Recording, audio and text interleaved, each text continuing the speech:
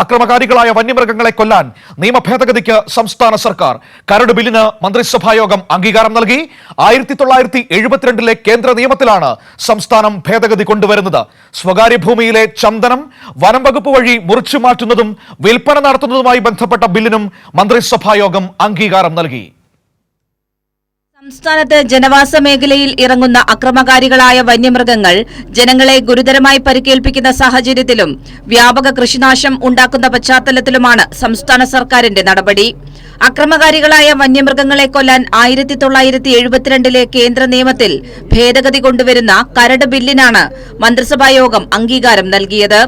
അക്രമകാരികളായ മൃഗങ്ങളെ ക്ഷുദ്രജീവിയായി പ്രഖ്യാപിക്കാനുള്ള വ്യവസ്ഥയും ബില്ലിൽ ഉണ്ടാകും.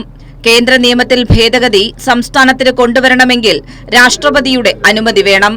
ഈ സാഹചര്യത്തിൽ കേരള നിയമസഭ ബില്ല് പാസാക്കി ഗവർണറുടെ അംഗീകാരത്തോടെ രാഷ്ട്രപതിക്ക് അയക്കുകയും രാഷ്ട്രപതി ബിൽ അംഗീകരിച്ച് വിജ്ഞാപനം ഇറക്കുന്നതുവരെ നടപടിക്രമങ്ങൾ നീളും.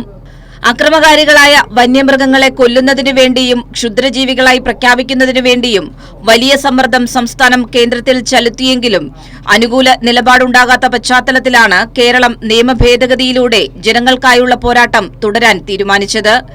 ഇതിനു പുറമെ സ്വകാര്യ ഭൂമിയിലെ ചന്ദനം വനം വകുപ്പ് വഴി മുറിച്ചുമാറ്റുന്നതിനും വിൽപ്പന നടത്തുന്നതുമായി ബന്ധപ്പെട്ട ബില്ലും മന്ത്രിസഭായോഗം അംഗീകരിച്ചു. വിൽപ്പന നടത്തുന്നതിന്റെ വില കർഷകന് ലഭിക്കുന്ന രീതിയിലാണ് ബില്ല് വ്യവസ്ഥ ചെയ്യുന്നത്. 2 ബില്ലുകളും തിങ്കളാഴ്ച ആരംഭിക്കുന്ന സഭാ സമ്മേളനത്തിൽ അവതരിപ്പിക്കാനാണ് സർക്കാർ ലക്ഷ്യമിടുന്നത്. കർഷകർക്കും വന്യജീവി ആക്രമണ ഭീതിയിൽ കഴിയുന്ന ജനങ്ങൾക്കും വലിയ ആശ്വാസം പകരുന്ന തീരുമാനമാണ് മന്ത്രിസഭായോഗം കൈക്കൊണ്ടത്. കൈരളി ന്യൂസ്, തിരുവനന്തപുരം.